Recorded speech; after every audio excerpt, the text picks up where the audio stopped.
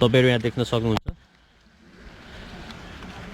यहाँ चाहिँ भारतले नेपालको झण्डा जलाए लगतै नेपालबाट चाहिँ यो भएको चाहिँ यहाँ चाहिँ भारतको झण्डा चाहिँ जलाइएको छ। तपाईले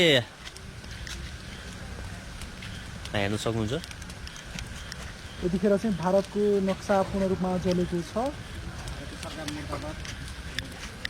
भारतीय सरकार मुर्दाबाद, भारतीय सरकार मुर्दाबाद, भारतीय सरकार मुर्दाबाद, इंडियन गवर्नमेंट मुर्दाबाद, इंडियन गवर्नमेंट मुर्दाबाद, इंडियन गवर्नमेंट मुर्दाबाद, इंडियन गवर्नमेंट मुर्दाबाद। काला पानी हाम्रो हो, लिम्पियाधुरा हाम्रो हो, लिपु लेक हाम्रो हो। टिस्टा काङ्गडा सीमाना कायम गर्छौं, टिस्टा काङ्गडा सीमाना कायम गर्छौं, टिस्टा काङ्गडा सीमाना कायम गर्छौं, टिस्टा काङ्गडा सीमाना। अब तपाईलाई मैले केही प्रश्न सोध्न चाहे। तपाईले भारतको झण्डा जलाउनु भयो हैन? किन चाहिँ जलाउनु भयो? के कारणले यो जलाएर के चाहिँ भयो तपाईलाई भन्नुस् त? यहाँ त उसको राग आयो। हस् ठीक छ, तपाई थोरै अगाडि आउन सक्नुहुन्छ, भन्नुस्। विगतदेखि भारतीय विस्तारवादले हाम्रो देशका सीमाना हस्तक्षेप गरेको छ, संस्कृति हस्तक्षेप गरेको छ, राजनीति हस्तक्षेप गरेको छ, भौगोलिक हस्तक्षेप गरेको छ लगायत हरेक कुरामा चाहिँ भारतीय विस्तारवादी दादागिरी चाहिँ हाम्रो देशमा चाहिँ बढ्दै गएको छ। हाम्रो नेपाली आमालाई चाहिँ गिद्धे नजर लागिरहेको छ, गिद्धे दृष्टि लागिरहेको छ। र त्यति मात्रै होइन चाहिँ हिजो भर्खरै चाहिँ भारत सरकारको निर्देशनमा त्यहाँका मुसलमानहरूले चाहिँ हाम्रो पवित्र नेपाली झण्डालाई चाहिँ जलाएका छन्। त्यो भएर हामी नेपालीहरू वीर छौँ, हामी नेपालीहरू चाहिँ मिलनसार छौँ, हामी नेपालीहरू चाहिँ धैर्यवान छौँ। र हाम्रो चाहिँ छिमेकी राष्ट्र भारत भनेर चाहिँ हाम्रो चाहिँ मैत्रीपूर्ण सम्बन्ध थियो, मैत्रीपूर्ण सम्बन्ध राख्न चाहन्छौँ। हामी चाहिँ वीर नेपाली, मिलनसार नेपाली र भारतलाई चाहिँ नजिकको मित्र शक्तिको रूपमा चाहिँ हेर्न चाहन्छौँ, हेर्न चाहिरहेका थियौँ। तर भारतले हामीलाई पटक पटक यसरी दुःख दिएपछि गर्दै चाहिँ भारतीय सरकारको निर्देशनमा त्यहाँको चाहिँ मुसलमान समुदायले हाम्रो नेपाली झण्डालाई चाहिँ डढाएको छ, नेपाली आमालाई चाहिँ जिउँदै डढाएको छ। भनिसकेपछि यसका बावजुद हामी त चाहिँ आइरन कट आइरन पनि हौँ, डायमन्ड कट डायमन्ड पनि हौँ, ठिक छ चाहिँ जस्तालाई त्यस्तै भनेर चाहिँ हामीले पनि भारतको झण्डा चाहिँ त्यसरी चाहिँ जलाइरहेको छौँ पत्रकार महोदय। तर आगामी दिनहरूमा चाहिँ हामी चाहिँ सीमामा लिपुलेकमा गएर लिम्पियाधुरामा गएर अब चाहिँ हामी लडाइँ लड्न सुरु गर्छौँ। र यो लडाइँलाई, यो मेरो चाहिँ राष्ट्रवादी लडाइँलाई, यो मेरो चाहिँ देशभक्तपूर्ण चाहिँ भावनाले चाहिँ अप्रोच भएको लडाइँलाई चाहिँ आम 3.5 करोड नेपाली जनताले मलाई साथ दिनुपर्छ। आम 3.5 करोड नेपाली जनताले चाहिँ मेरो लडाइँमा चाहिँ एकेबार जाहेर गर्नुपर्छ। कुनै पनि देशको झण्डा जलाउनु एउटा अपराध हो भनिन्छ नि, के भन्नुहुन्छ तपाईँ यो विषयमा? हो, तपाईँ त जलाइ नै सक्नुहुन्छ। हो, तपाईले ठिक भन्नुभयो कि अपराधै हो।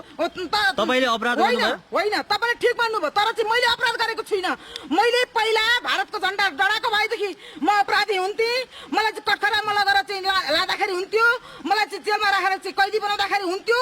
तर चाहिँ हाम्रो झण्डा भारतले जलाएपछि भारतको पनि भारत सरकारको निर्देशनमा, यदि भारत सरकारको निर्देशनमा त्यहाँको भारतीय मुसलमानले चाहिँ हाम्रो झण्डा नजलाएको भएदेखि भारत सरकारले चाहिँ त्यो झण्डा जलाउने चाहिँ कथित व्यक्तिलाई चाहिँ किन चाहिँ गिरफ्तार गर्दैन, किन कारवाही गर्दैन, किन चाहिँ कठघरामा उभ्याउँदैन, किन चाहिँ जेल कैद गर्दैन भनिसकेपछि यो सबै चाहिँ वस्तुगत घटना हेर्दाखेरि चाहिँ सिधासिधी चाहिँ भारत सरकारको निर्देशनमा, भारत सरकारको चाहिँ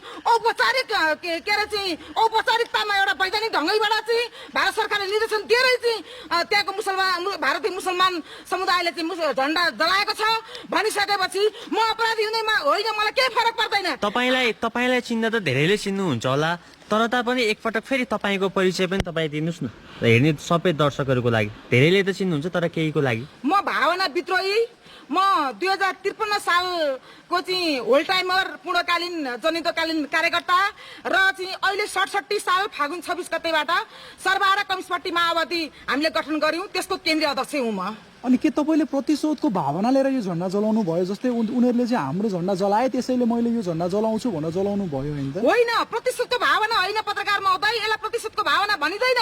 यो त प्रतिरोधको भावना हो। हामी त iron cut iron, diamond cut diamond हो। यो त प्रतिरोध गरेको।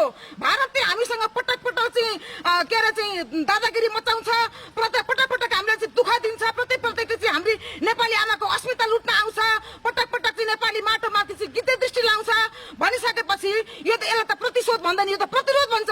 हामीसँग उ लड्न आयो, हामीलाई ठोक्न आयो, हामीसँग चाहिँ हेपा प्रवृत्ति चाहिँ देखायो भनिसकेपछि हामीले प्रतिकार स्वरूप यहाँलाई मैले एउटा सानो अनुरोध गर्न चाहे, यहाँ अलि बढी पानी पर्यो, हामी केही भित्र एउटा इन्डोरमा पानी नपर्ने ठाउँमा बसेर गफ गरौँ न, हुन्न? हुन्छ, थ्याङ्क यू। हस्, welcome. Thank you, thank you.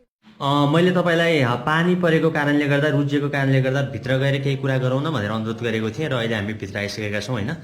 हो साथीहरू, अघि भारतीय झन्डा जलाएको प्रसङ्गलाई लिएर चाहिँ हाम्रो चाहिँ त्यही हाम्रो चाहिँ वार्तालापको चाहिँ टु बी कन्टिन्यू भइरहेको छ। म के आग्रह गर्छु भनेदेखि 3.5 करोड जनताले चाहिँ प्रत्येकले चाहिँ भारतीय झन्डा जलाउनु आवश्यक छ। प्रत्येकले भारतीय झन्डा जलाउनु मात्रै होइन कि प्रत्येक चाहिँ के अरे चाहिँ घरबाट 3.5 करोड जनता लिपुलेकमा लडाइँ गर्न जानु आवश्यक छ अनि लिम्पियाङमा चाहिँ लडाइँ गर्न आवश्यक छ। त्यति मात्रै नभएर चाहिँ पूर्वमा टिस्टा र पश्चिममा काङगडा हाम्रो जुन चाहिँ सिमाना थियो, त्यो सिमाना त्यो पहिलाको जुन ग्रेटर नेपाल थियो, त्यो ग्रेटर नेपालले फिर्ता गर्नको लागि हामी सबै नेपालीहरू चाहिँ घर-घरबाट उठ्नु जरुरी छ, घर-घरबाट चाहिँ आउनु जरुरी छ। अहिले के देखिन्छ भनेदेखि होइन त्यो त चाहिँ हिजो चाहिँ हामीले सम्झौता गरेको भन्ने खालको देखिन्छ। एउटा चाहिँ ब्रिटिसको सामान्य एउटा कम्पनीले चाहिँ सम्झौता गरेको हो, त्यसलाई हामी मान्दैनौँ र अब साँच्चै चाहिँ हाम्रो चाहिँ पूर्वमा टिस्टा र पश्चिममा काङगडा सिमाना कायम भएन भनेदेखि हामी चाहिँ अन्तर्राष्ट्रिय अदालतमा मुद्दा हाल्छौँ। त्यति मात्रै नभएर चाहिँ अन्तर्राष्ट्रिय अदालतमा चाहिँ एउटा चाहिँ कानुनी हिसाबले मुद्दा हाल्ने, कानुनी लडाइँ लड्ने आफ्नो ठाउँमा छ।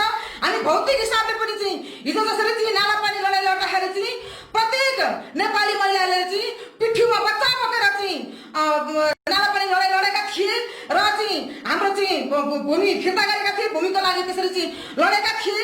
त्यसैले नै चाहिँ अब हामी चाहिँ एउटा चाहिँ हिजोदेखिको चाहिँ विरासत सम्झ्दाखेरि चाहिँ नेपाली महिलाबाटै चाहिँ हिजो चाहिँ सिमाना फिर्ता गर्ने, हिजो चाहिँ नेपाली महिलाबाटै चाहिँ राष्ट्रियताको लडाइँ लड्ने, राष्ट्रियताको लागि चाहिँ त्यो खालको चाहिँ जिहाद छड्दै आएका थिए। त्यसै कारण चाहिँ अहिलेको यो जेनेरेसनलाई हेर्दाखेरि पनि मबाट चाहिँ एउटा राष्ट्र मुक्ति आन्दोलन, राष्ट्रवादी आन्दोलन, देशभक्त पूर्ण भावनाले सुरुवात भएको छ। अब चाहिँ प्रत्येक युवाहरू, प्रत्येक महिलाहरू, प्रत्येक नेपालीहरू चाहिँ के अरे चाहिँ भोजपुरी कुकुरी लिएर चाहिँ उठ्छन् अनि त्यसपछि सिमानामा गएर लड्छन्। हामी लड्नेछौँ। यो मेरो लडाइँमा चाहिँ 3.5 करोड नेपाली जनताले चाहिँ साथ दिनुहुनेछ, साथ दिनु नै पर्छ। साथै चाहिँ अब विकल्पै छैन। अबको आन्दोलन भनेको प्रत्येकले आफ्नो राजनीतिक पार्टीभन्दा माथि उठेर, प्रत्येकले आफ्नो राजनीतिक विचारभन्दा माथि उठेर, प्रत्येकले आफ्नो निजी स्वार्थलाई छोडेर, आफ्नो निजी स्वार्थलाई चाहिँ तिलाञ्जली दिएर चाहिँ आफ्ना भौतिक सुख सुविधालाई त्याग गरेर अब प्रत्येक नेपाली तपाईँले भारतको झन्डा चलाउनु भयो केही समय पहिला, होइन? तपाईँलाई नेपाल सरकारले कारबाही पनि गर्न सक्छ, तपाईँ कारबाहीमा पनि पर्न सक्नुहुन्छ नि। तपाईँले यो बारेमा जानकारी छ कि छैन? तपाईँको आफ्नो नेपाली आमाको अस्मिता बचाउँदाखेरि, आफ्नो नेपाली भूमिको रक्षा गर्दाखेरि, नेपाली माटाको रक्षा गर्दाखेरि आफ्नो नेपाली झन्डा, आफ्नो पवित्र नेपाली झन्डा प्राणभन्दा प्यारो, मुटुभन्दा प्यारो त्यस्तो नेपाली झन्डा जलाउँदाखेरि यो देशलाई चाहिँ आफ्नो देश दुख्दैन, यो माफ गर्नुहोस्, यो सरकारलाई चाहिँ देश दुख्दैन अनि त्यसपछि यहाँका चाहिँ सत्तासीनहरूलाई देश दुख्दैन, आफ्नो ठाउँमा छ। मलाई त देश दुखो पत्रकार महोदय साथीहरू, मलाई त देश दुखो पीडा भयो, मैले सहन सकिनँ, मलाई एकदमै गाह्रो भयो। एकदमै चाहिँ हिजो चाहिँ भारतीय मुसलमानहरूले चाहिँ हाम्रो झन्डा जलाए, त्यसपछि म चाहिँ त्यही भएर आज तपाईँले चलाउनु भयो, कारण त्यति हो। हिजो उनीहरूले जलाए, आज तपाईँले जलाए। त्यति मात्रै होइन, हिजो रातभरि म सुत्दिनँ। हिजो रातभरि नसुतेपछि मैले खाना पनि आज खाएको छैन हिजोबाट अहिलेसम्म। मैले चाहिँ त्यही पीडालाई, त्यही चाहिँ देश दुखेर हाम्रो चाहिँ प्राणभन्दा प्यारो चाहिँ नेपाली झन्डा जलाए भनेर चाहिँ एकदम पीडा भयो। अब के गर्नु त, कसो उनीहरूको पनि झन्डा जलाएको र चाहिँ फेरि चाहिँ हिजो उनीहरूले चाहिँ हाम्रो झन्डा जलाए, आज म पनि जलाउँछु भनेर त्यस्तो खालको चाहिँ त्यो आक्रामक प्रतिशोधको भावनाले होइन साथीहरू। हिजोदेखि चाहिँ हाम्रो त्यस्तो चाहिँ पूर्वमा टिस्टा, पश्चिममा काङगडा सिमाना भएको त्यत्रो विशाल ग्रेटर नेपाल हाम्रो मुलुकलाई चाहिँ उनीहरूले चाहिँ हस्तक्षेप गरेर चाहिँ सिधै हाम्रो नेपाली माटोलाई चाहिँ उनीहरूले चाहिँ मिचेर, उनीहरूले चाहिँ हाम्रो भूमि अतिक्रमण गरेर चाहिँ अहिले दुब्लाउँदै यति सानो मुलुकमा चाहिँ पुर्याए। र त्यति मात्रै होइन, चाहिँ लिपियाधुरा, लिपुलेक लगायतका चाहिँ सिमानाहरू मिच्दै आएर चाहिँ अहिले चाहिँ यस्तो चाहिँ कोरोना कहरको बिचमा, यस्तो देशलाई पीडा भएको बिचमा, यस्तो नेपालीहरूलाई चाहिँ यस्तो चाहिँ हामी आक्रान्त भएको बेलामा, कहिले चाहिँ भूकम्पको बेलामा चाहिँ यस्तै हस्तक्षेप गर्छ, अहिले यस्तो चाहिँ कोरोनाको बिचमा लकडाउनको बिचमा नेपालीहरू चाहिँ कति मर्माहत भएको छन्, कति पीडा भएको छ, कस्तो दुःख भएको छ। यस्तो बेलामा चाहिँ लिपुले किन्नले चाहिँ सडक खन्ने के हाम्रो सिमाना खन्ने आउने। हिजो त हस्तक्षेप गरे अहिले त चाहिँ यो लकडाउनको बेलामा चाहिँ खन्नै आएका छन् भनेपछि यहाँ पनि एउटा सीमा हुन्छ यी। त्यो भएर चाहिँ अब हामीले चाहिँ लड्नुपर्छ। अब हामीले चाहिँ राष्ट्रमुक्ति आन्दोलन, देशभक्त पूर्ण भावनाले उत्प्रोत भएको आन्दोलन, अब चाहिँ टिस्टा कामरा सिमाना कायम गर्न, विशाल गणतन्त्र नेपाललाई चाहिँ पुनर्जीवित पार्नको लागि अब हाम्रो लडाइँ सुरु भयो। अब आजबाट चाहिँ लडाइँ अझै सुरु भइसक्यो रूपले तपाईँको होइन साथीहरू, हामीले चाहिँ राष्ट्रियताको लडाइँ, राष्ट्रमुक्ति आन्दोलन त हामीले त हिजोदेखि गर्दै गर्दै आएका थियौँ, हामी पहिल्यैदेखि गर्दै गर्दै आएका थियौँ। तर त्यो त हाम्रो चाहिँ कास्टिङ मात्रै भएछ, त्यो त हाम्रो रिहर्सल मात्रै भएछ। अब रियल लडाइँ भनेको अब सुरु हुन्छ। तर नेपाल सरकारले लिपियाधुरा लिपुलेख सहितको नक्सा पारित गरिसकेछ। के नेपाल सरकारले कुटनीतिक पहल गरेर त्यो भूमि फिर्ता लिन सक्छ भनेर तपाईँलाई विश्वास लाग्दैन? त्यो मलाई किन विश्वास लाग्दैन भनेदेखि त्यो नक्सामा मात्रै सीमित हो, त्यो कार्यान्वयन मलाई हुन्छ जस्तो लाग्दैन। किनकि हिजोदेखिका हरेक चाहिँ सम्झौताहरू चाहिँ भारतले चाहिँ कार्यान्वयन गरेको छैन। र यो अब ठिक छ चाहिँ नेपाल सरकारले चाहिँ हामी जस्तो देशभक्त राष्ट्रवादीहरूको चाहिँ दबावले, हामी जस्तो देशभक्त राष्ट्रवादीहरूको चाहिँ नेपाली जनताको आन्दोलनले ऊ बाध्य भएर चाहिँ नक्सा सार्वजनिक गर्न त बाध्य त भयो। त्यो यथासम्म नेपाल सरकारलाई अन्तर्हृदयदेखि धन्यवाद दिन्छु, सलाम व्यक्त गर्दछु, आभार प्रकट गर्दछु, आफ्नो ठाउँमा छ। तर त्यति हुँदाहुँदै पनि त्यो नक्सा कार्यान्वयन हुनेवाला छैन। र त्यो भारतले चाहिँ त्यो हाम्रो प्रधानमन्त्रीले चाहिँ सार्वजनिक गरेको नक्सालाई भारतले चाहिँ स्वीकारको स्थिति छैन। त्यस नस्वीकारको स्थितिमा चाहिँ भारत सरकारको निर्देशनमा चाहिँ हाम्रो नेपाली झन्डालाई चाहिँ हिजो चढाएको छ। तपाईँको झन्डा जलाउँदा कपाल पनि पोलिएछ नि, महसुस गर्नुभयो? तपाईँको देउरे साइडको कपाल हेर्नुहोस् त, देउरे साइडको तलतिर हेर्नुहोस् त, देउरे साइडको कानतिर हेर्नुहोस् त, हो त्यो हेर्नुहोस् त, जलेको छ। त्यहाँ सिमसिमे पानी नपरेको भए त म पुरै जलेर छु। मैले पनि अब चाहिँ अलिकति मलाई पीडा भएको थियो, देश दुखिरहेको थियो, मलाई जति सक्दो चाँडै जलाउन पाए हुन्थ्यो भन्ने लागेको थियो। मैले पनि पेट्रोल दन्का हालेर चाहिँ दन्कै हालेको छु। त्यहाँ अलिअलि सिमसिम पानी नपरेको त म आफै चाहिँ बल्लेर छु, म आफै डढ्नेर छु। हस्, तपाईँको समयको लागि धन्यवाद। Thank you. यहाँहरूले पनि अवसर दिनुभयो। एउटा चाहिँ राष्ट्रियताको लडाइँमा चाहिँ पुरा